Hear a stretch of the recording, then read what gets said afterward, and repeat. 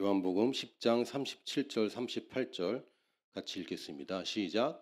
만일 내가 내 아버지의 일을 행하지 아니하거든 나를 믿지 말려니와 내가 행하거든 나를 믿지 아니할지라도 그 일은 믿으라. 그러면 너희가 아버지께서 내 안에 계시고 내가 아버지 안에 있음을 깨달아 알리라 하시니. 아멘. 오늘 설교는 기적에 관한 이야기를 좀 하려고 합니다. 여러분 기적을 믿으십니까? 기적은 일어납니다. 근데 이것을 믿느냐 안 믿느냐가 이제 다를 뿐인데, 물론 보지 않고 믿는 것이 더 복되다고 하셨고, 우리가 맨날 뭘 체험을 해야 믿고 이런 신앙에 저희들이 머무를 수 없는 것은 맞습니다. 그러나 우리가 주목해야 하고 또 우리가 살아가면서 만나야 되는 사람들, 불신자들과 약한 자들을 우리가 그분들을 잊어버리고 살 수는 없는 거예요. 우리 교회는 교회를 위해 존재하지 않습니다. 교회는 교회의 성도를 위해 존재하는 집단은 아닙니다. 교회는 세상을 위해 존재합니다. 하나님이 이 세상을 다스리기 위한 통치기관으로서 교회를 세우셨고, 이 교회는 우리 성도만을 위해서 존재하는 것이 아닙니다. 교회는 우리 믿음 좋은 사람들만 위해서 있는 것이 아닙니다. 말씀은 목사를 위해서만 있는 것이 아니고 모르는 사람들에게 더 필요한 것이 사실은 복음입니다. 그래서 예수님께서도 아무것도 안 보여주면서 믿으라고 얘기한 적이 없어요.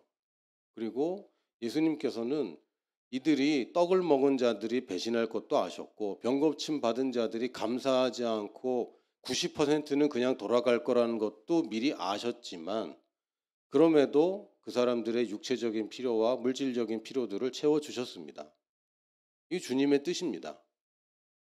그래서 세상의 상식과 다르게 하나님의 간섭하심으로 뭔가 이상한 일이 벌어지는 것을 우리가 기적이라고 부르는데, 네이버 사진을 한번 찾아봤습니다. 그랬더니 기적, 명사, 첫 번째. 상식으로는 생각할 수 없는 기이한 일. 이게 기적이라고 부르죠. 근데 두 번째, 신에 의해서 행해졌다고 믿어지는 불가사의한 현상. 제가 이걸 보면서 제가 좀 감동을 받았어요. 그렇죠. 불가사의한 일들이 많이 있지만 이것을 기적이라고 칭하는 것은 신이 했다는 것을 믿어질 때의 기적이라고 칭하는 겁니다. 불가사의한 일들은 많이 있어요. 세계 7대 불가사리 아니고 불가사의, 8대 불가사의 이런 얘기들 많이 있고, 미스테리라고 하죠. 이상한 일, 어떻게 사람이 설명할 수 없는 어떤 일, 이걸 그냥 미스테리나 불가사의라고 얘기합니다. 이상한 일이다.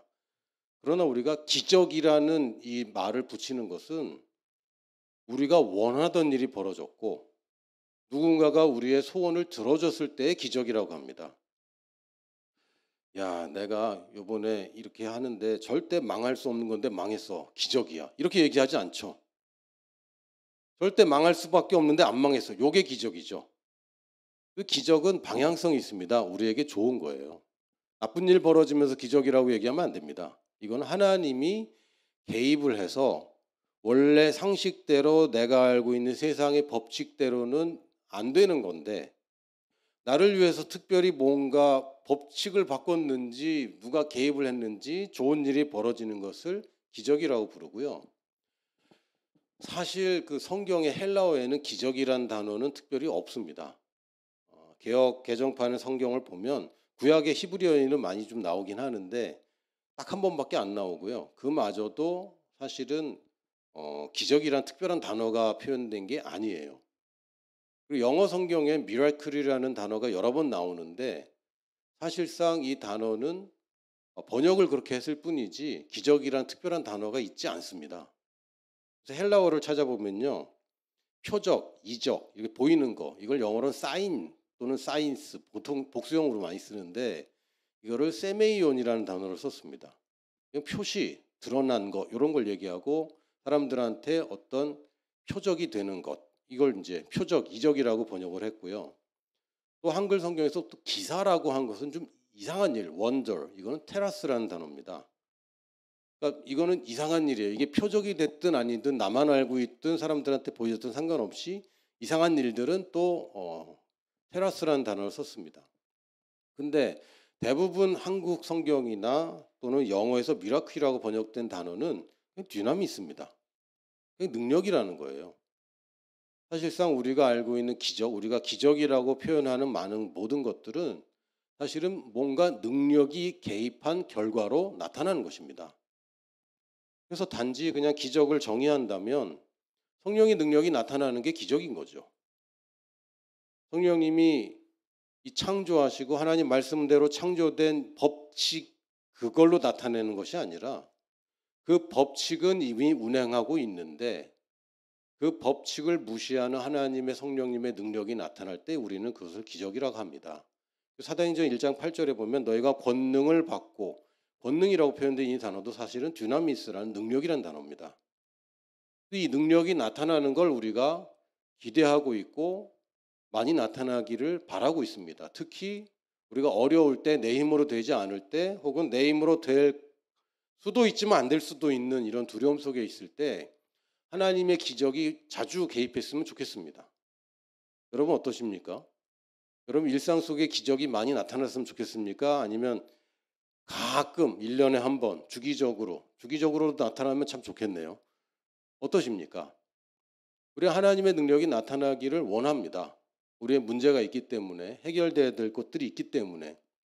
여러분 기적을 믿으십니까? 믿으시기 바랍니다. 하나님은 지금도 살아계십니다.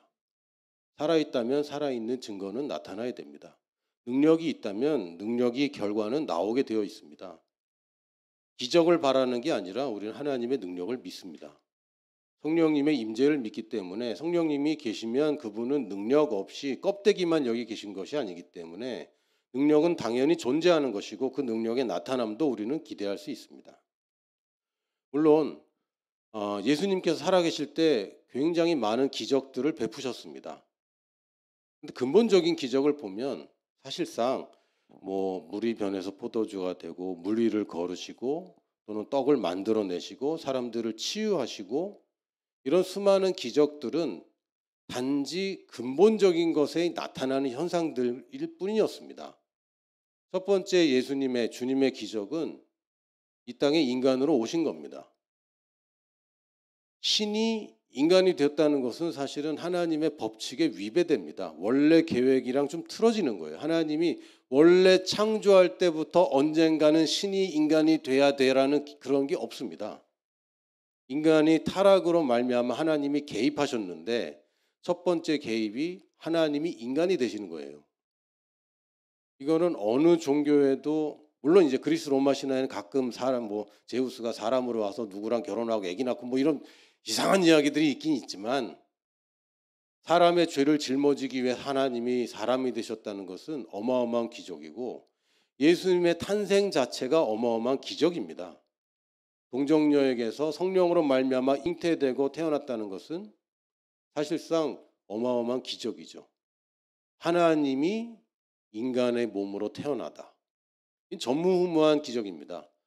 그래서 이런 일은 저희한테는 벌어지지 않습니다. 우리한테 벌어지는 일은 아닙니다. 지금도 저희가 동정녀 탄생하고 그럴 일은 없는 거예요. 오직 주님께만 있는 기적인데 왜냐하면 이것은 하나님이 인간이 되신 거기 때문에 이 기적은 아무나 따라할 수 있는 기적은 아닙니다. 그리고 사실상 주님께서 하신 모든 기적의 근본은 성육신입니다. 하나님이 이 땅에 오셨기 때문에 당연히 기적을 행할 수 있게 된 것이고 이 기적을 공공연하게 사람들 앞에서 행하신 이유조차도 이들로 하여금 이분이 하나님의 아들인 것을 믿게 하려는 것입니다. 그래서 오늘 읽은 요한복음에서도 보면 나를 잘 안 믿어지거든 내가 행한 걸 믿어. 내가 행하거든 나를 믿지 아니할지라도 그 일은 믿어라 라고 얘기하신 것은 당연히 안 믿어지죠. 동네 형이었는데 예수님이 살던 가버나움과 나사렛에서 특히 안 믿었습니다. 왜냐하면 이웃 주민이었고 우리 형의 친구였고 내가 아는 동네 형님이었는데 어느 날 갑자기 하나님의 아들이라고 할 때 사람들이 믿지 못하는 것은 당연할 수 있습니다. 물론 이제 영화를 보면 예수님 믿을 만하게 생기셨더라고요. 영화를 보면 너무 잘생겼고 어디서 그런 배우들을 찾아내는지 잘생기고 멋있고 말투도 거룩하고 그랬는데 사실 예수님이 그렇게 생겼는지는 사실 모르겠습니다. 우리가 나중에 그림을 그렇게 그렸고 물론 영화를 그렇게 찍었지만 예수님이 그냥 우리랑 똑같이 생겼다고 표현하고 있고 나중에 십자가 지기 전과 십자가에서는 볼품없고 혐오스러운 존재라고 그랬습니다. 그러니까 믿을 만한 모습은 없던 거예요. 예수님 자체가. 물론 말씀에 권위가 있었고 그 말대로 되는 것을 사람들이 볼 때에 이들이 하나님의 아들이라는 것을 인정하게 됐지만 대부분의 사람들은 예수님의 그 자체로는 하나님의 아들로 인정하지 않았습니다. 그러나 예수님의 무리를 걸으실 때 물론 성경에 나와 있지 않지만 원래 유대인들은 천국에서 온 위로부터 온 사람의 특징들을 생각하고 있었는데 그 중에 하나가 무리를 걷는 것이었습니다. 무리를 걸었다는 얘기는 이건 땅에서 나온 사람이 아니라 위로부터 온 사람이라는 증거였습니다. 이런 것들을 볼 때 예수님이 하나님의 아들이고 인간이 되신 하나님이라는 증거가 되는 거죠. 근데 그것은 결국 하나의 기적에서 비롯된 파생된 기적들이었습니다. 뭡니까? 하나님이 인간이 되셨다는 것. 탄생. 또한 예수님의 부활은 또 다른 성격의 기적이었습니다. 예수님의 부활은 지금까지 어느 누구도 할 수 없었던 죽음을 이기는 능력을 보여줬습니다. 단지 하늘에서 왔을 뿐 아니라 하나님 인간을 사랑해서 인간이 되셨을 뿐 아니라 인간의 모든 문제의 근원을 이기셨습니다. 이게 부활입니다. 물론 예수님이 다시 살린 사람이 있지만 결국은 또 죽었겠죠. 죽었다가 살아난 사람들이 가끔 보고되지만 결국은 또 죽었습니다. 오직 예수 그리스도만 한 번 죽었고 한 번 살아났고 다시는 죽음을 경험하지 않는 분이 되셨습니다. 그래서 부활하신 주님은 지금도 살아계시죠. 왜? 또 죽지 않으셨으니까. 이 부활은 죄와 죽음과 사탄에 대한 승리를 얘기합니다. 이 예수님께서 하신 승리예요.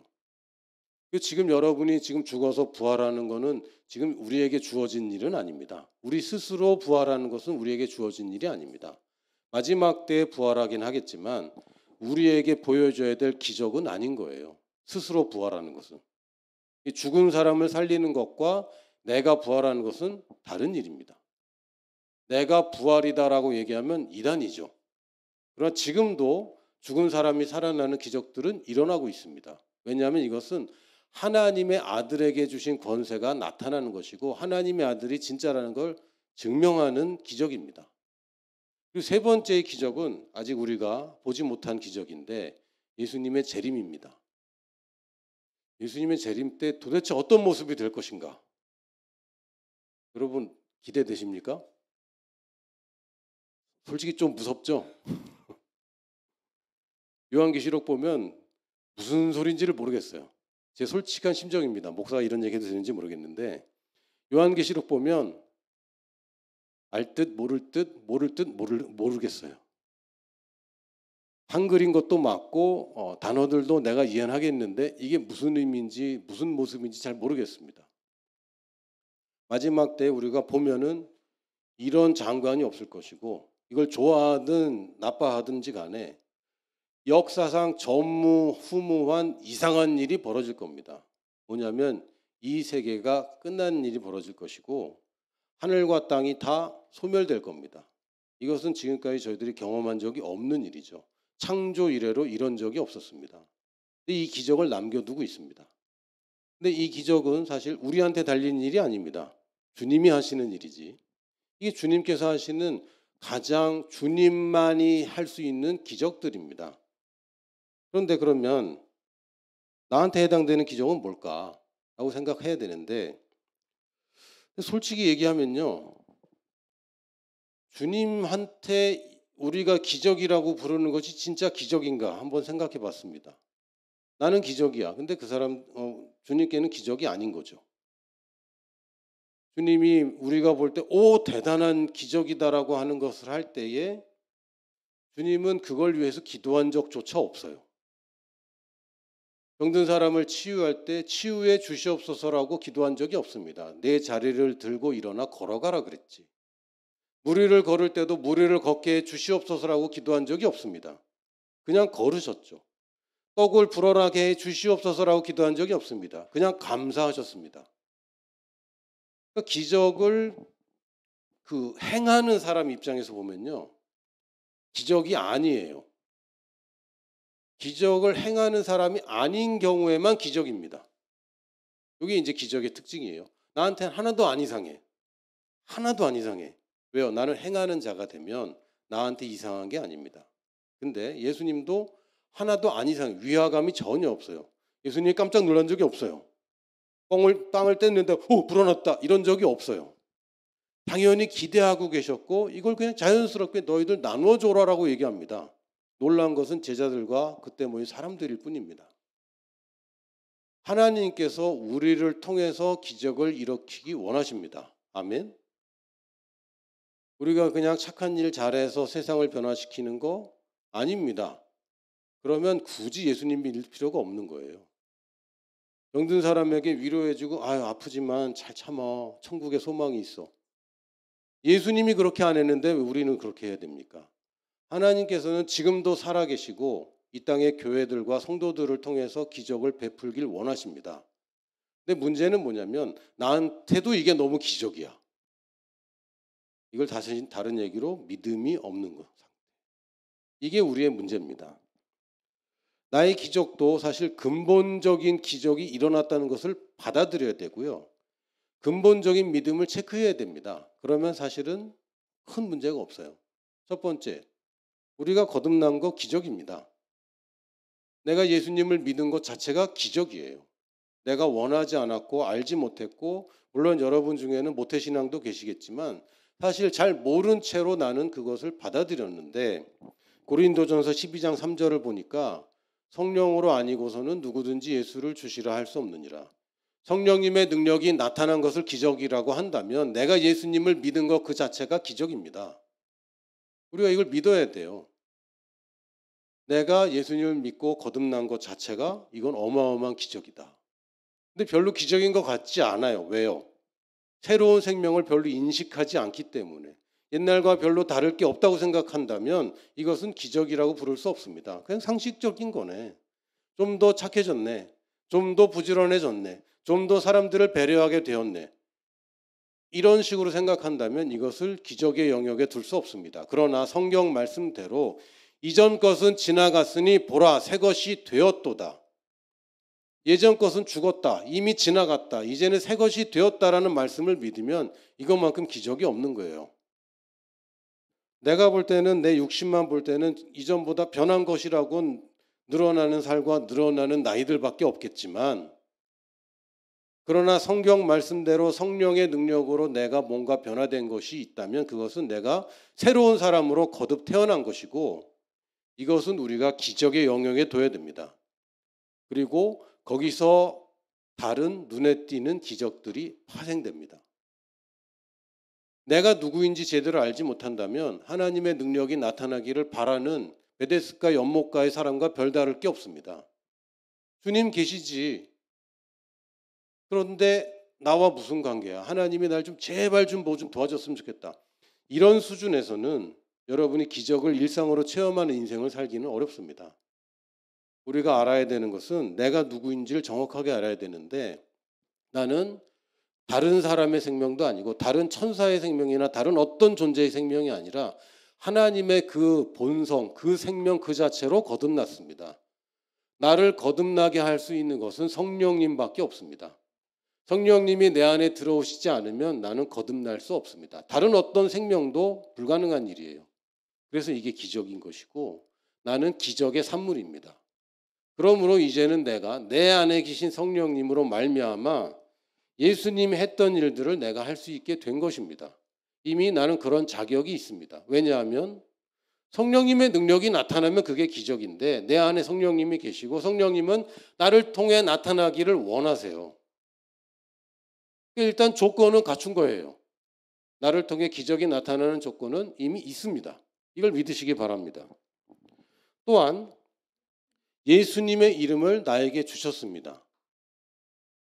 빌립보서 2장 9절에서 11절 보면 이러므로 하나님이 그를 지극히 높여 모든 이름 위에 뛰어난 이름을 주사 하늘에 있는 자들과 땅에 있는 자들과 땅 아래에 있는 자들로 하늘에 있는 자들 뭐 천사들 다 포함해서 땅 위에 있는 자들 뭐 인간과 모든 만물들 살아있는 모든 것들 그리고 땅 아래에 있는 자들 모두 무릎을 예수의 이름에 꿇게 하시고 모든 입으로 예수 그리스도를 주라 시인하여 하나님 아버지께 영광을 돌리게 하셨느니라. 하실 것이다 아니고 하셨다고 되어 있습니다. 그러므로 우리에게 예수님의 이름을 사용하라는 것은 예수님이 가진 권세 그대로를 사용하라는 것입니다. 제가 제 이름으로 된 카드를 저희 아이에게 주고 사용하라고 할 때에 제 이름으로 된 이 카드는 내가 쓸 때나 얘가 쓸 때나 한도는 똑같습니다. 내가 쓸 때는 한도를 다 주지만 다른 사람이 가져가서 긁으면 한도가 줄어들고 자동적으로 줄어들어서 제한되는 것이 아닙니다. 누가 제한하냐면 쓰는 사람이 제한하죠. 나는 내 제 자산이 얼마인지를 알고 있고 또 나는 충분히 쓸 만한 그런 능력과 지혜와 지식이 있는 사람이 쓰는 것과 우리 아이들한테 카드를 마음대로 써 그런다고 얘네들이 가서 자동차를 새로 사지는 않을 것 같아요. 가봤자 CU죠. 가봤자 편의점이고 마음 놓고 살아. 한 바구니 이상 담기 힘듭니다. 예수님의 이름을 사용할 권세를 주셨어요. 이미 권세를 받았습니다. 사용할 수 있게 해 주시옵소서. 이거 잘못된 얘기입니다. 내가 마귀를 이길 수 있게 해 주시옵소서. 이거 잘못된 기도입니다. 이 문제를 해결해 주시옵소서. 잘못된 기도입니다. 왜냐하면 예수님의 이름을 나보고 사용하라는 얘기는 네가 가서 사오란 얘기지. 내가 카드를 주면서 네 맘대로 내 카드로 마음껏 사라 그럴 때 아빠 사다 주세요. 아니 아빠가 널 시켰는데 왜 아빠 보고 사다 달라고 그래. 그건 아니죠. 네가 가서 네가 사는 겁니다. 그 이름을 우리에게 사용하라고 한 것은 지금도 예수님을 호출해서 예수님의 능력을 나 대신 해달라고 얘기하라는 얘기가 아닙니다.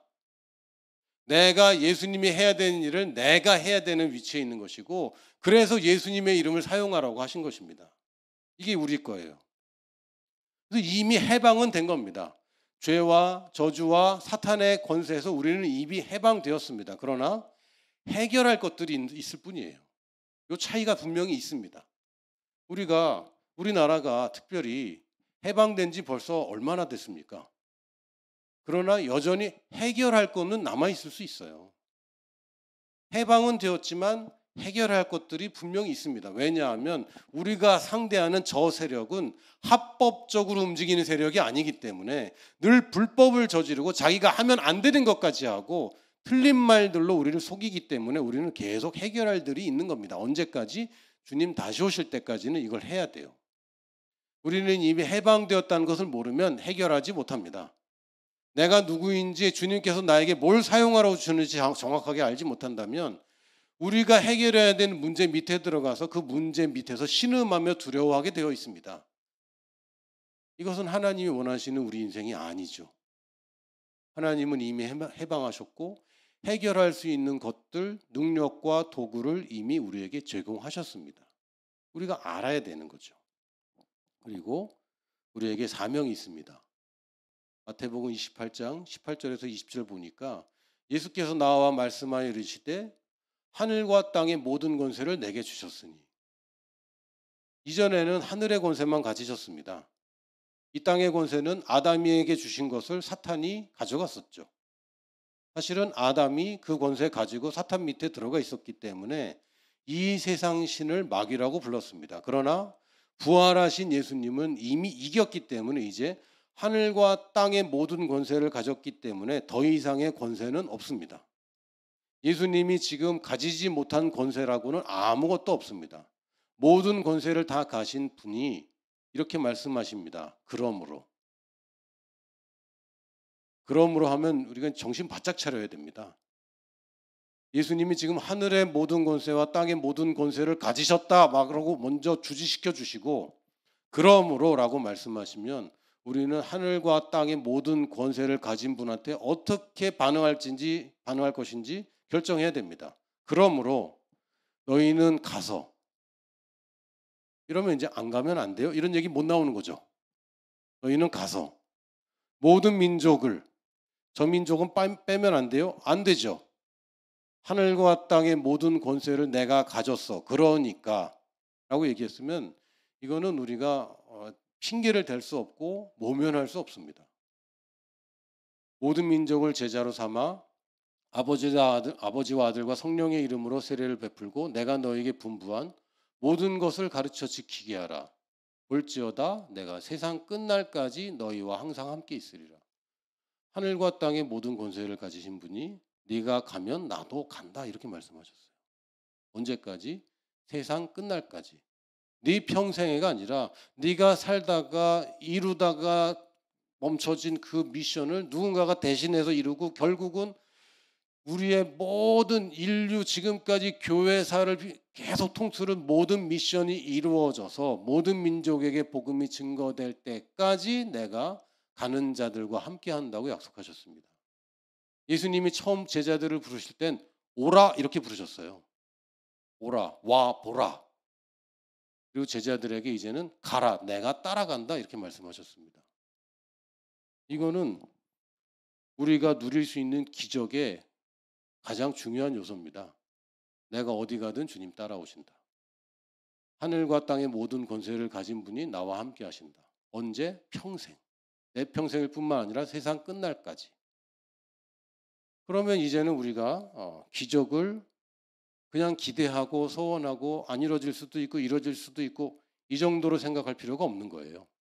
이제 이거는 하나님의 능력이, 성령님의 능력이 나를 통해 나타나는 모든 기준은 됐습니다. 이건 이미 충족되었습니다. 나는 새로운 피조물이 되었고 하나님의 아들이 되었고 승리하는 삶을 내가 받았고 예수님의 이름과 권세를 받았고 이제 주님께서 나를 따라오면서 그 권세 사용할 수 있도록 뒷받침해 준다고 약속을 하셨기 때문에 이제 우리에게 문제 해결은 어렵다고 할 것이 아니라 그냥 내가 해결하기로 결정하면 됩니다. 그래서 특별한 어떤 사람만, 은사를 받은 어떤 사람만, 훈련된 어떤 사람만 기적을 행할 수 있다고 얘기하면 안 됩니다. 나도 기적을 행할 수 있는데 나도 아주 기이하고 이상한 표적들이 내 인생에서 나타날 수 있는데 단지 내가 그것을 믿고 사용하느냐 아니면 모른 척 외면하고 버려두느냐 요 차이일 뿐입니다. 우리가 질병에서 해방되었다고 성경은 얘기합니다. 예수께서 채찍에 맞으심으로 너희가 나음을 얻었다라고 되어 있습니다. 근데 안 낫는 질병이 있잖아요. 해방은 되었지만 해결할 게 남아있는 겁니다. 이것들이 불법입니다. 합법적으로 나는 질병에서 완전히 해방되었는데 여전히 질병이 나에게 찾아올 수 있어요. 그럴 수 있습니다. 내 집에 나 말고 내가 허락한 사람 말고 들어오면 안 되는데 들어오는 녀석이 있을 수 있어요. 그걸 우리가 해결해야 됩니다.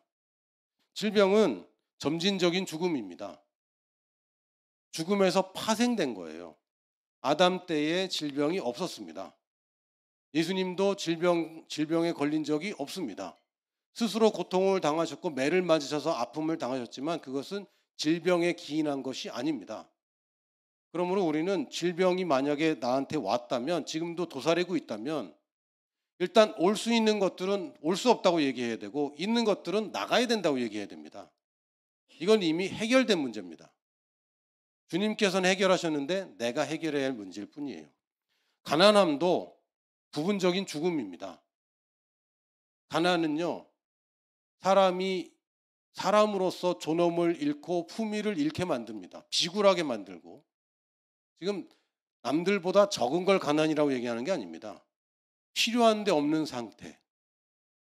내가 최소한의 품위와 존엄과 하나님의 일을 해야 되는데 그게 없는 상태가 가난인 것이고 가난은 낭만적이지 않습니다. 비참한 것이죠.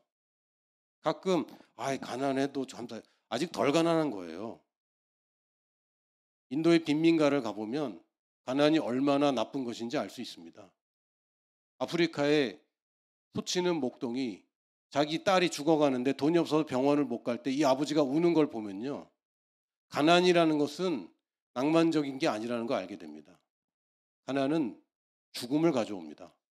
그리고 비참함을 가져옵니다. 그러나 그가 부유한 분으로서 가난케 되심은 우리를 부욕케 하려 하심이었다라고 성경은 과거형으로 얘기합니다. 한국 성경에는 하심이라 이게 약간 미래형처럼 번역이 되어 있는데 헬라어 성경에는 정확히 과거형입니다. 그렇게 하신 겁니다.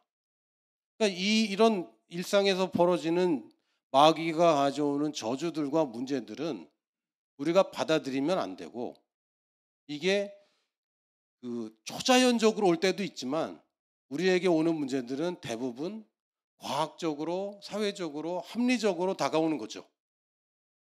우리한테 문제가 생겼어. 근데 병원에 가보면 이러이러해서 이런 문제가 생겨요라고 얘기합니다. 정 안 되면 의사도 모든 걸 알 수 없기 때문에 모든 것을 알지 못하면 만병통치약이 아니라 모든 것에 다 맞는 원인이 있습니다. 스트레스 때문에 그래요.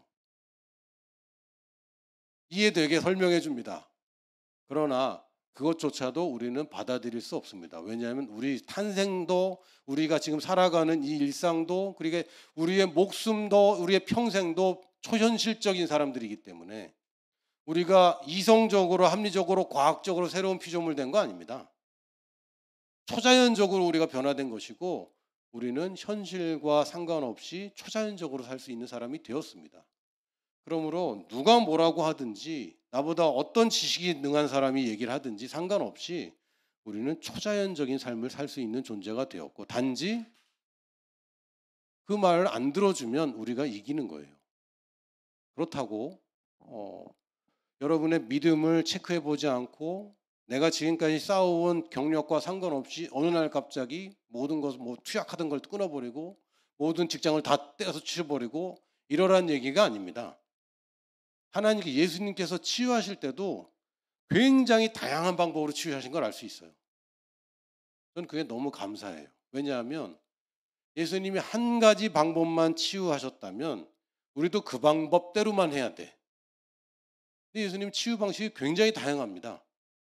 어떨 때는 실로암 연못에 가서 씻어라. 네? 이런 치유 방법. 진흙을 이겨서 눈에다 넣어주고 이상한 방법. 그냥 잡아서 일으키는 방법. 명령하는 방법. 아주 다양하게 그러나 믿음으로 하는 것은 동일한 것 같습니다. 단지 우리가 방법적인 거가 아니라 방법적인 것도 당연히 인도를 받아야죠. 초자연적인 삶 가운데 성령님의 인도가 빠질 수는 없습니다. 우리가 생각하는 기적 중에는 막 나타나고 막 뭐가 막 뭐 이런 것도 있지만 사실은 성령님의 인도하신 만큼 초자연적인 게 어디 있습니까? 하나님이 가르쳐 주는데. 우리나라 말 재밌는 말이 있어요. 우연치 않게. 근데 우연하게와 우연치 않게가 동의어죠. 우연치 않게 뜻이 뭡니까? 우연이 아니었다고 믿긴 믿지만 사실은 내가 계획하지 않았던 사실은 우연히 똑같은 뜻입니다. 한국 사람들은 모든 우연을 우연이 아니라고 얘기하고 있어요. 근데 그것이 하나님께서 하신 것이라고 말하기 시작하면 이것이 기적입니다. 우연치 않게 이런 사람을 만나게 해서 이렇게 됐어요. 이것도 기적의 영역입니다. 왜요? 하나님이 계획하셨고 성령님의 능력이 개입했기 때문에. 내가 우연치 않게 그 학교를 만나서 이렇게 그 학교를 가게 됐고 이렇게 됐어요. 내가 우연치 않게 군대를 이렇게 가서 군대에서 그 사람을 만나서 지금 이렇게 됐어요. 우연치 않게라고 얘기하지만 이건 초자연적인 만남이고 성령님이 개입된 만남이었던 거예요. 그래서 우리가 감사할 수 있습니다. 이 믿음으로 감사하는 거죠.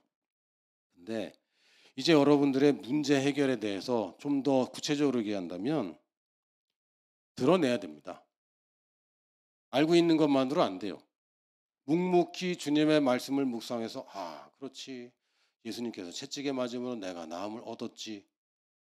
그냥 이걸로는 되지 않습니다. 어떻게 하느냐? 하나님을 드러내고 싶다면 여러분을 드러내십시오. 내가 생긴 거, 내가 가진 거, 내가 지금까지 열심히 이룬 거 이런 거 드러내는 게 아니라 그리스도 안에서 내가 누구인지, 내가 무엇을 가졌는지, 무엇을 위해 사는지를 드러내기 시작하십시오. 요한복음 14장 9절에 보니까 예수께서 이르시되 빌립아 내가 이렇게 오래 너희와 함께 있을 때 네가 나를 알지 못하느냐? 나를 본 자는 아버지를 보았거늘 어찌하여 아버지를 보이라 하느냐. 착각하는 것 중에 하나가요. 주님이 드러나시기를 구하는 사람들이 굉장히 많습니다. 주님이 드러나시길 구하는 것은 사실은 내가 드러나지 않으면서 할 수 있는 게 아니에요. 여러분이 새로운 피조물로서 그리스도 안에 내가 누구이고 내가 무엇을 가졌고 무엇을 위해 사는지가 드러나면 하나님이 영광받고 드러날 수밖에 없습니다. 그냥 제단 쌓아놓고 거기서 기도하면서 하나님 드러날 때까지 기다리는 게 아닙니다. 그럼 우리는 구약 사람이죠. 그럼 우리는 하나님의 자녀가 아니죠. 그냥 겨우 구원받고 천국이나 가야 되는 그런 운명적인 무슨 의미가 있어요? 이 땅에 살면 안 되는 사람이죠. 빨리 천국 가야죠. 그게 아닙니다. 하나님께서 몸된 교회를 남겨두셨고 우리 한 사람 한 사람을 교회 일원으로 삼아주셨고 예수님의 이름을 사용할 권세를 주신 것은 나를 통하여 드러나기를 원하시는 것인데 많은 그리스도인들이 자기를 드러내지 않습니다. 하나님만 자꾸 쳐다보고 구하고 있는 거예요. 아닙니다. 내가 찾아가서 손을 얹기 전에는 아무 일도 일어나지 않을 수 있습니다.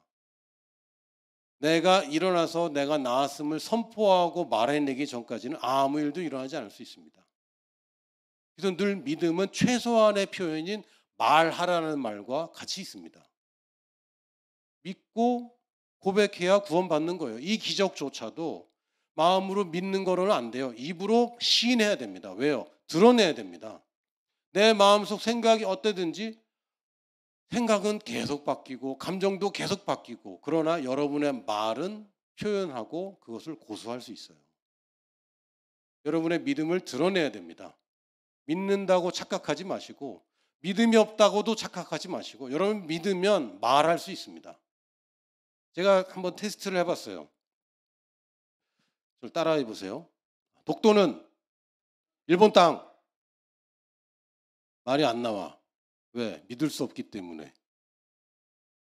여러분이 믿은 것을 드러낼 수 있는데요. 믿지 않는 것 말하는 것은 쉽지 않습니다. 물론 안 따라해? 따라하니까 그럼 따라하겠죠. 그러나 독도는 일본 땅이라니 그건 우리가 말할 수 없잖아. 그건 우리가 내줄 수 없잖아요. 새로운 피조물이 아프다니. 새로운 피조물이 이 질병 때문에 죽을 수 있다니. 이거는 해방되어서 하나님이 우리에게 주신 건데 왜 어떻게 우리가 내어줄 수 있습니까? 내어줄 수 없습니다. 해방될 때 독도를 차지했습니다. 우리가 그거 다시 돌려받은 거고 사실 여기 독도 가본 분 계세요? 우리 인생에 독도가 뭐 그렇게 중요하다고. 근데 독도는 일본 땅이란 말은 못해요. 근데 죽겠어 이런 말을 할 수 있다는 것은 또 한편으로는 굉장한 기적이죠. 아닙니다. 하나님이 내게 생명을 주셨다면 그걸 드러내야 됩니다. 하나님이 내게 좋은 것을 주셨다면 내가 그걸 받았다고 드러내야 됩니다. 사람에게 드러내지 나 혼자 드러내지 계속 드러내야 됩니다. 그래야 이것이 믿음이 역사합니다. 그리고 유대인들은 말씀을 묵상하라는 뜻은 조용히 입 다물고 깊이 묵상해라 이런 얘기가 아니었습니다. 거기 숨은 뜻을 찾아내라 그런 뜻이 아니었고 하나님이 이렇다 그러면 너도 그렇다고 얘기해라. 그래서 유대인들의 묵상은 중얼중얼 읊조리는 것입니다. 그래서 내 말이 내 마음에 있고 내 입에 있어 라는 얘기가 그래서 나오는 얘기입니다. 내가 그냥 성경 공부하고 배우고 기억하고 이게 충분하지 않습니다. 드러내야 됩니다. 말하기 시작해야 됩니다. 여러분이 믿는 바를 혹은 아직 안 믿어지지만 믿어야 되는 바를 드러내기 시작하십시오. 그러면서 여러분의 믿음이 자랍니다. 내가 누구인지가 정확한 사람에게 주님이 누구신지가 드러납니다. 여러분은 뭐 예수님 믿은 지 하도 오래돼서 다 잊어버렸지 모르겠지만 저는 예수님 안 믿을 때도 누군가 기독교인인데 내가 저렇게 되고 싶진 않다. 그러면 저 사람 말 듣고 싶지 않았어요. 당연한 거 아닙니까? 예수님 믿는다고 하는데 늘 불평하고 예수님 믿는다고 하는데 늘 비관적이고 예수님 믿는다고 하는데 사람들과 관계가 늘 나쁘고 자기 앞가림도 못하는 사람이라면 누가 그 말을 듣고 주님께 영광 돌리면서 예수님 믿겠습니까? 정죄하는 얘기가 아닙니다. 똑바로 살으라는 얘기가 아닙니다. 똑바로 살으라는 얘기는 맞네요. 내가 누구인지 그거를 알고 거기에 똑바로 살으란 말이에요. 똑바로 살 수 있습니다. 왜? 나한테 이미 가졌으니까. 내가 누군가 그 사람이 되었기 때문에 이제는 하나님의 말씀이 율법은 못해요. 율법은 똑바로 살으라고 얘기하지만 똑바르지 않은 사람 보고 똑바로 살으라고 하기 때문에 안 됩니다. 그러나 복음은 똑바로 만들어주고 똑바로 살으라고 하기 때문에 이것이 나를 자유케 하는 것입니다. 그래서 내가 누구인지를 드러낼 때에 진짜 나, 육신의 나, 옛 나가 아니라 지금 새로워진 나를 드러낼 때에 사람들이 주님이 누구신지를 드러난 것을 보게 됩니다. 하나님이 드러나서 예수님이 드러난 게 아니라 아들이 드러나야 아버지가 드러나는 것입니다. 우리가 이 땅에 예수님의 몸이에요. 예수님에 대한 설명, 그래. 그러나 예수님 믿는 사람이 드러나야 됩니다. 그래서 우리가 복음을 전해야지 주님을 믿는 사람이 생기는 것이지, 예수라는 사람 거의 다 압니다. 예수의 탄생 다 좋아해요. 크리스마스 다 좋아합니다. 예수님이 참 좋은 사람이었다 다 인정합니다. 3대 성인 4대 성인 빠지지 않고 들어갑니다. 예수님이 참 좋은 분인데 억울하게 죽었다 다 인정합니다. 십자가 다 인정합니다. 그러나 능력의 주님, 우리의 모든 문제를 해결하시고 우리를 해방시키신 그 주님을 믿지 않는 거죠. 부활을 믿지 않을 뿐입니다. 승리를 믿지 않을 뿐인데, 패배자가 패배를 드러내면서 어떻게 승리하신 주님을 드러냅니까? 아닙니다. 우리는 승리해야 됩니다. 마땅한 겁니다. 여러분, 어떤 것이든 여러분의 문제가 무엇이든지 간에 문제 아래에 있으면서 헤매고 있으면서 신음하고 있으면서 주님을 드러내지 마십시오. 문제 있습니다. 그러나 이것을 해결된 것이 여러분의 큰 간증과 표적이 될 겁니다. 할렐루야. 그래서 하나님이 주신 건 아니에요. 그래서 하나님이 나한테 질병을 주셨어, 이렇게 얘기하시면 안 돼요. 아닙니다. 하나님이 내 걸 도둑질했다가 내가 찾아주세요 그랬더니 다시 돌려주고, 이건 뭡니까? 하나님이 그렇게 유치한 분도 아니고 못된 분도 아닙니다. 하나님이 다 줬는데 내가 몰라서, 내가 지키지 않아서 도둑질 당한 것들을 내가 다시 찾아서 내 것으로 누릴 뿐입니다. 이미 내 겁니다. 할렐루야. 그래서 여러분의 치유, 여러분의 부유함 이미 주신 것입니다. 주신 것이라고 믿지 않으면 하나님한테 달라고 얘기할 수밖에 없고요. 내가 누군지 드러낼 수 없어요. 내가 무엇을 가졌는지 여러분 자랑하고 다니셔야 됩니다. 예수님 믿은 지 얼마 안 된 어떤 분이 있어요. 제가 잘 아는 분인데, 이분이 사업이 망했습니다. 빚을 졌고 굉장히 어려움을 당했어요. 너무너무 힘든 가운데 예수님을 믿게 됐고 이제 교회 생활을 시작했습니다. 근데 어느 날 계시가 일어나는데 대단한 계시 아닙니다. 내가 안 가진 걸 자꾸 생각해서 이렇게 힘들구나. 가진 것을 생각하니까 감사가 나오더라는 거예요. 그러면서 사람이 행복해지고 사람이 기분 좋아지고, 그러니까 이 사람을 만나는 사람마다 이 사람을 신뢰하게 되고, 사업이 이제 슬슬 되고 있습니다. 내가 가진 것을, 주님이 주신 선물을 인정해야 우리가 승리하는 삶을 사는 것이지, 하나님은 줬다고 했는데 나는 없는 것 같아. 대부분 그렇잖아요. 하나님은 분명 예수님의 이름의 권세를 줬다고 그랬고, 성령이 임하신 너희가 권능을 받고, 근데 나는 안 받은 것 같고, 주님은 줬다고 그러는데 나는 안 주신 것 같고, 자꾸 달라고 기도하는 건데, 하나님은 내가 달란다고 또 줄 수 있습니까? 또 줄 수 없습니다. 왜? 그럼 전에 거짓말했던 거네. 안 되죠. 하나님은 야, 내가 너한테 이미 줬다. 성경에 써 있다. 성경 좀 읽어라. 그러나 주님 나를 치유하여 주시옵소서. 그럼 어떻게 얘기해야 돼? 하나님 뭐래요? 야, 내가 예수님이 채찍에 맞을 때 너희가 나음을 얻었다. 치유했다. 네가 취하는 건 네 몫이다. 라고 얘기할 수밖에 없는 거예요. 하나님은 줬다라고 얘기하는데 나는 주시옵소서라고 계속 이게 부딪히는 얘기를 하는 거죠. 그러다가 어쩌다가 치유되면 감사합니다. 치유가 안 되면 그래도 은혜야. 이렇게. 그런 인생은 하나님이 원래 계획한 인생이 아닙니다. 하나님이 줬다고 한 것은 여러분이 받았다고 여겨야 됩니다. 없는 것 같아도 받았다고 얘기해야 돼요. 받았다고. 그럴 때 나타나게 됩니다. 여러분이 어떻게 사는지도 드러내십시오. 여러분의 삶을 공개하십시오. 가끔은요, 사람들이 감추려고 애씁니다. 우리가 애쓰는 것은 솔직하려고 애쓰는 거예요. 드러냈을 때의 두려움, 드러냈을 때 내가 드러나고 무시당하거나 또는 비판당하거나 정죄당할까 봐의 두려움. 두려움은 하나님이 주신 것이 아니기 때문에 두려움은 무조건 싸워서 이겨야 됩니다. 우리는 솔직하려고 애쓰는 사람들이에요. 왜? 드러내려고. 어떻게든 드러내려고. 어떻게든 감추는 거 없고 어떻게든 제대로 얘기하려고 애쓰는 사람이 돼야 마땅합니다. 왜? 내가 누군데? 새로운 피조물인데. 내가 뭘 가졌는데? 하나님의 좋은 선물들을 내가 받았는데. 근데 내가 왜 그걸 드러내지 않고 있습니까? 여러분이 만약에 여성분들, 특히 여성분들 남편이 사랑해서 귀한 다이아 반지를 줬다. 공감은 안 되실 것 같은데 받아본 적이 있어야지. 받았다. 안 낀다. 안 낀다는 건 뭐죠? 다이아 반지를 사줬는데 안 껴요. 뭡니까? 싫다는 거죠. 이거 준 사람 마음에 안 든다는 거죠. 다이아는 마음에 좋은 거야. 무조건 좋은 거야. 근데 준 사람이 마음에 안 든다는 겁니다. 하나님이 선물을 주셨어요. 하나님이 우리에게 능력을 주셨어요.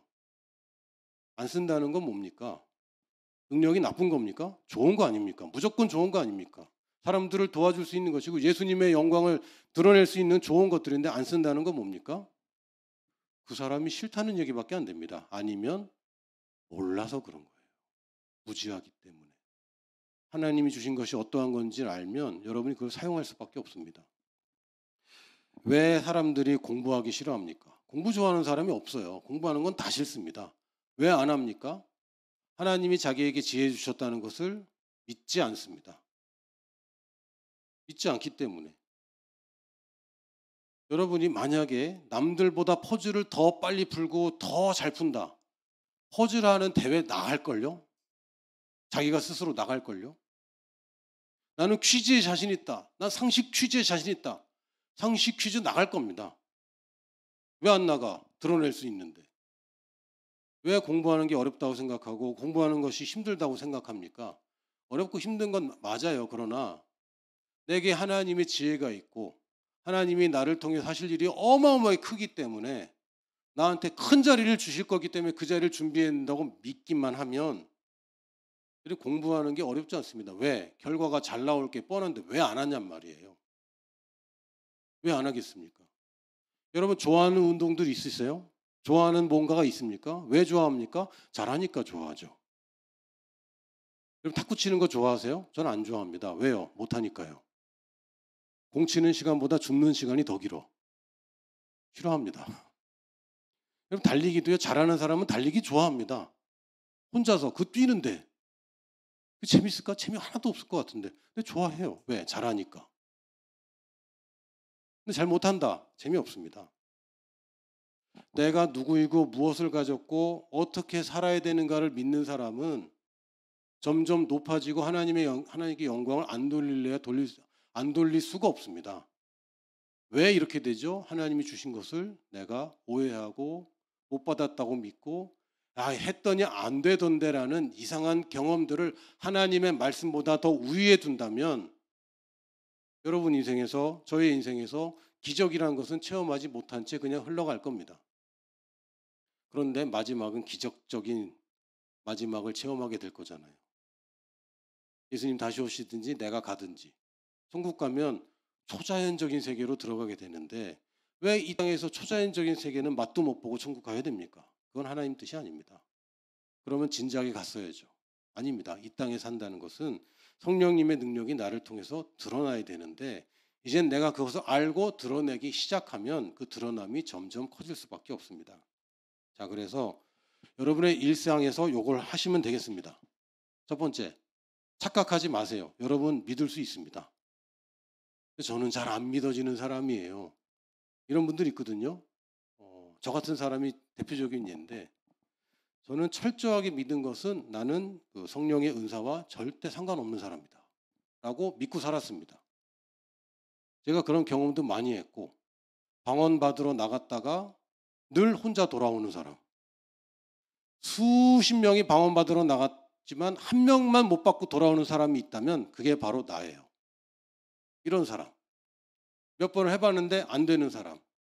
너무 머리가 논리적이고 이성적이기 때문에 초자연적인 것과는 전혀 관계없는 삶을 살 수밖에 없는 사람.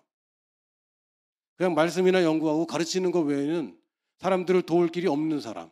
이게 저의 믿음이었습니다. 근데 아닙니다. 아닙니다.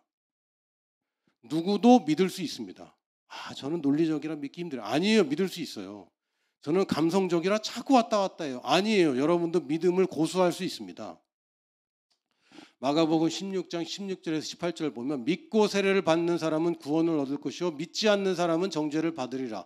믿는 자들에게 이런 표적이 따르니 믿는 자들은 이런 표적을 행해야 된다. 아닙니다. 행할 수도 있다. 아닙니다. 표적은 그냥 따라온다라고 성경은 선언하고 있는데 우리는 표적을 구하는 게 아니라 믿음을 구하는 겁니다.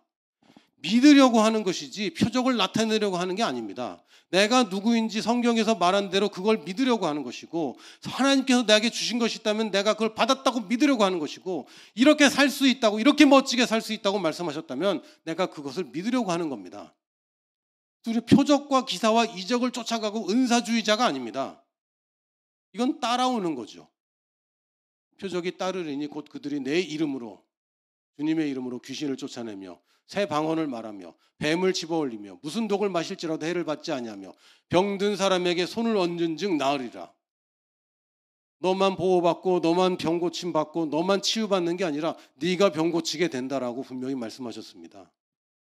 근데 그러면 근데 난 믿음이 없어 자꾸 얘기하는데요. 성경은 앞뒤 문맥을 잘 봐야 됩니다. 16절에 믿고 세례받는 사람이 17절에 믿는 그 사람입니다.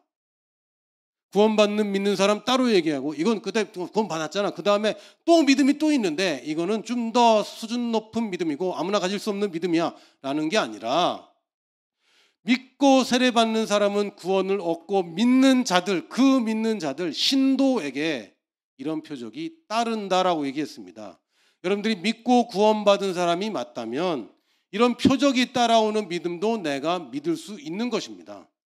아주 최소한 작은 믿음으로 예수님의 탄생과 삶과 죽음과 부활과 다시 오심을 믿을 수 있다면 거기에서 파생되는 기적적인 일들도 믿을 수 있는 것이고 예수님의 삶이 예수님의 생명이 이제는 내게 주어졌기 때문에 내가 새로 태어났고 예수님이 내게 주신 이 선물들이 분명히 존재하고 내가 살아가야 되는데 의미가 있는 삶이고 하나님이 기뻐하시는 삶이 내 앞에 펼쳐 있다는 것을 믿는다면 이런 표적이 따라오는 것은 당연한 것입니다. 능력 없는 그리스도인들 굉장히 이상한 겁니다. 이게 초자연적인 거예요. 성경에 따르면 그리스도인들은 능력이 뿜뿜이어야 정상입니다. 할렐루야. 이걸 믿기 시작하는 겁니다. 예수님을 믿었다면 그분의 능력이 나를 통해 나타나는 것도 믿을 수 있습니다.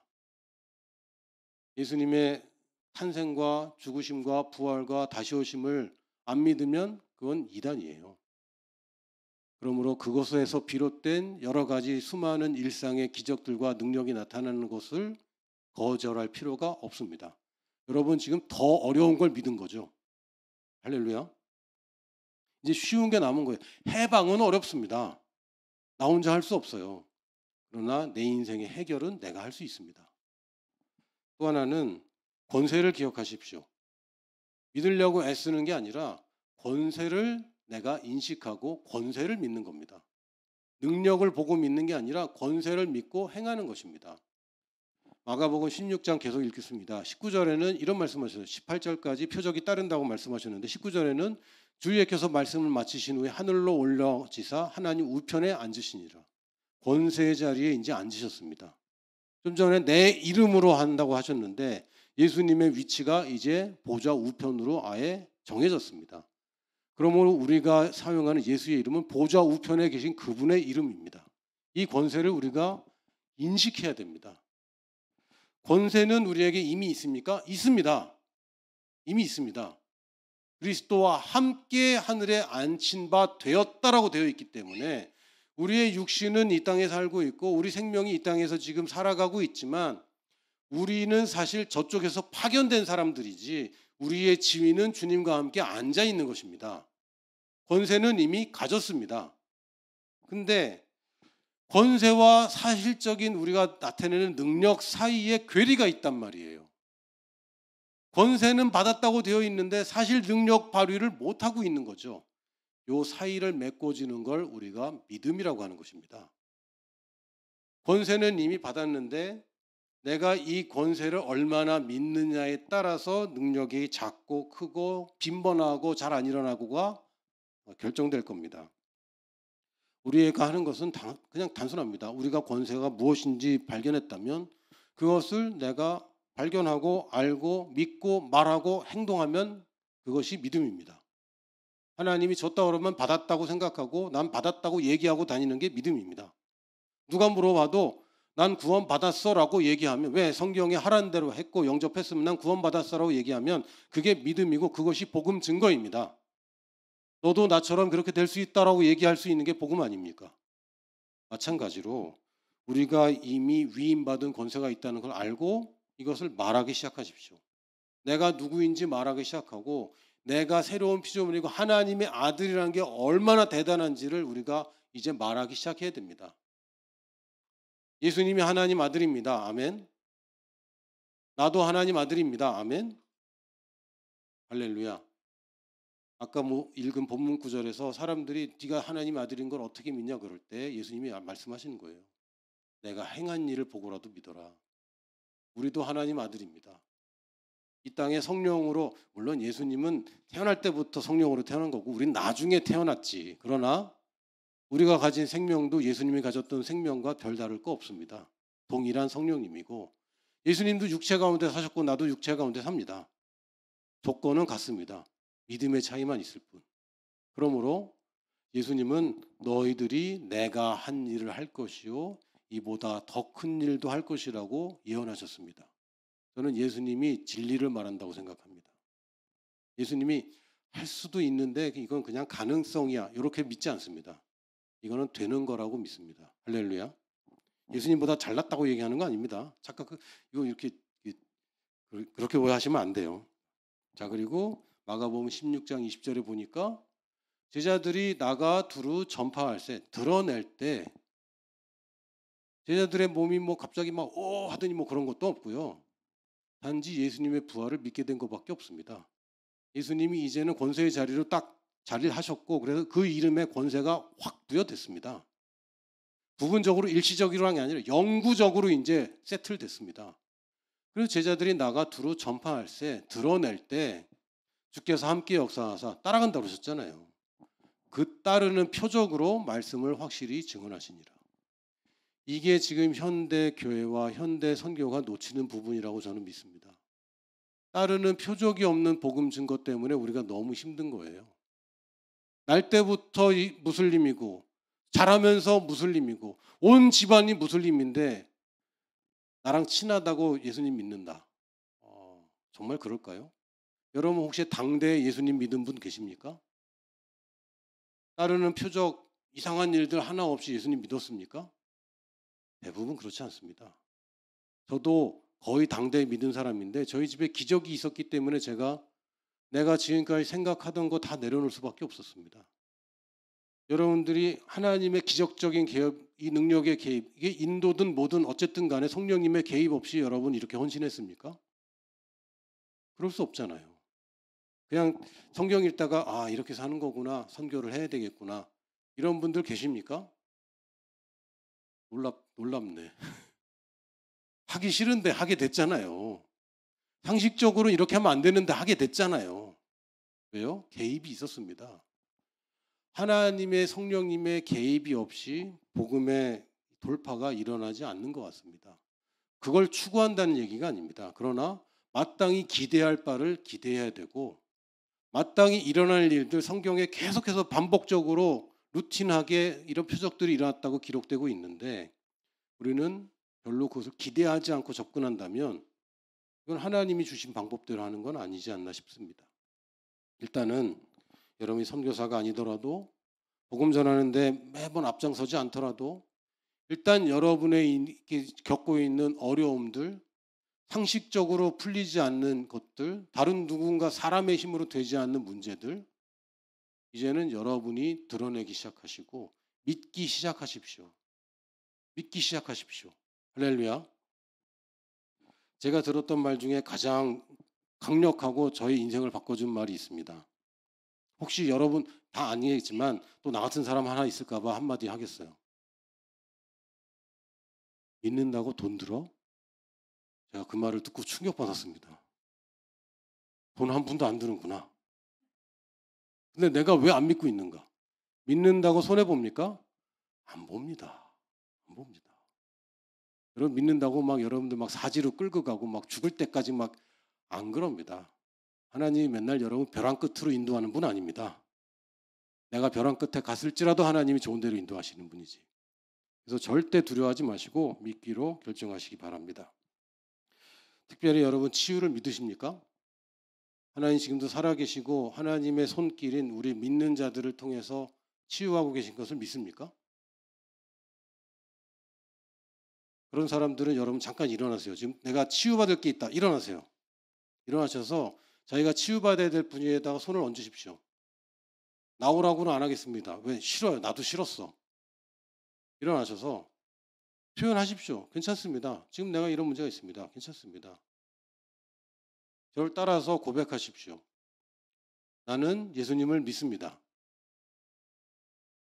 예수님이 채찍에 맞으셨고 나는 나음을 얻었습니다. 지금 내게 있는 이 질병은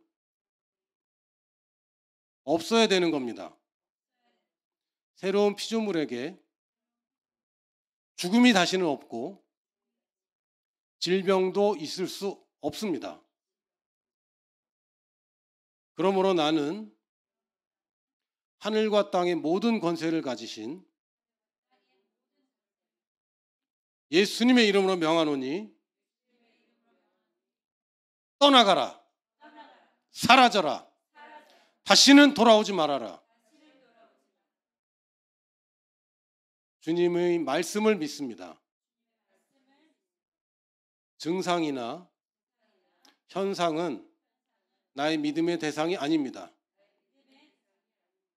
나는 주님을 믿고 주님의 약속을 믿습니다. 주님이 하신 말씀은 결국 이루어집니다. 그러므로 나는 나았다고 얘기합니다. 증상과 상관없이 나는 이미 나았습니다. 나를 치유하신 주님을 찬양합니다. 예수님의 이름으로 기도합니다. 아멘. 할렐루야. 앉으셔도 됩니다. 그래서 이미 고백하셨기 때문에 이제 여러분의 말을 고수하셔야 되는데 사람들이 어때? 좀 아파? 그런데 막 아픈데 제가 힌트를 드릴게요. 막 아픈데 안 아파! 이렇게 하지 마세요. 통증은 있는데 나았다 이렇게 얘기하세요. 나았어도 통증은 있을 수 있습니다. 많은 분들이 저한테 자꾸 상담하는 게 아니 그러면 아픈데 안 아프다고 그래야 되냐? 병원도 가지 말아야 되냐? 아닙니다. 그렇게 얘기하는 게 아닙니다. 병원을 가야 된다고 성령님이 감동 주시면 병원 가시면 됩니다. 그리고 병원 가지 말라고 하나님이 말씀하시면 병원 안 가면 됩니다. 아주 심플한 거예요. 근데 병원을 안 가도 된다는 믿음이 안 생겼다. 그럼 가야지요. 그렇죠? 약을 끊어도 된다는 하나님의 인도가 받기 전까지는 여러분 약을 드십시오. 하나님이 약 때문에 치유 못하십니까? 그런 거 아닙니다. 하나님의 말씀은 약의 유무와 상관없이 역사하는데 내가 약 먹는다고 하나님이 역사를 못하시냐? 그러지 않지 않습니까? 내가 독을 먹어도 나는 아플 수가 없는데 약을 먹는데 어떻게 아파요? 이상한 얘기죠. 그러므로 하나님의 지시와 처방을 잘 받으셔서 믿음으로 싸운다는 것은 세상적인 거를 다 끊으라는 얘기가 아닙니다. 그것은 다음 얘기고 하나님이 끊으라고 하면 끊으면 됩니다. 그때 내가 믿음으로 도전할 일이 생길 겁니다. 그러나 그 전까지는 여러분들이 남의 간증을 카피하거나 저 사람이 하는 대로 따라하지 마십시오. 예수님도 이 사람 저 사람 치유할 때 다 방법이 달랐듯이 하나님이 여러분의 역사할 때 가장 좋은 방법으로 역사하실 것을 믿으시고 방법도 안내를 잘 받으세요. 그래서 안내를 받기 전까지는 여러분들이 그런 극단적인 선택은 하지 마시기 바랍니다. 할렐루야.